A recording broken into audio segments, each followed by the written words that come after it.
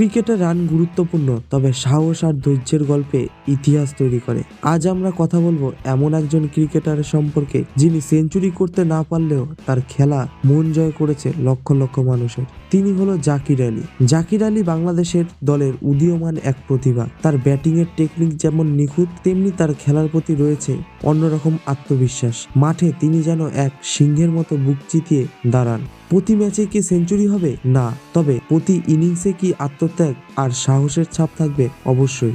জাকির আলী খেলা দেখলে আপনি বুঝবেন রান না করলে যে কতটা গুরুত্বপূর্ণ ভূমিকা রাখে সেটা তিনি বুঝিয়ে দিয়েছেন। তার প্রতিটা ইনিংসে দলের জন্য যে একটা শক্ত ভিত্তি, সেটা আর বলার অপেক্ষা রাখে না।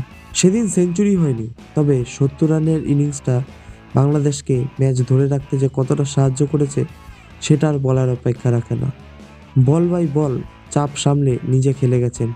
বোলারদের চোখে চোখ রেখে লড়াই করে তিনি সাহসিকতার পরিচয় তুলে ধরেছেন। ক্রিকেটের ইতিহাসে এমন অনেক মহান খেলোয়াড় আছে যারা রান বা সেঞ্চুরি দিয়ে নয়, বরং তাদের লড়াকু মনোভাব দিয়ে স্মরণীয় হয়ে আছে। জাকির আলীও সেই পথে হেঁটেছেন।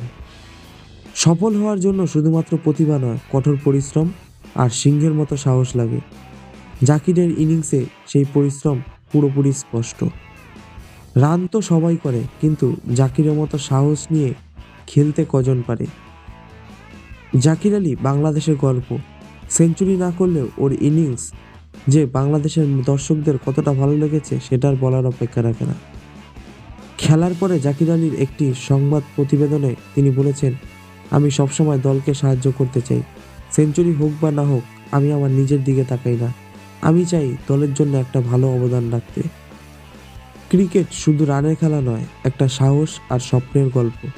জাকির আলীর মধ্যে সেই খেলোয়াড়দের বাংলাদেশের দর্শকরা দেখতে পেরেছে। আপনার কতটা ভালো লেগেছে জাকির আলী সেই ইনিংসটা আমাদের কমেন্ট বক্সে অতি অবশ্যই জানিয়ে দিন। দেখা হচ্ছে আর একটি নতুন ভিডিওতে।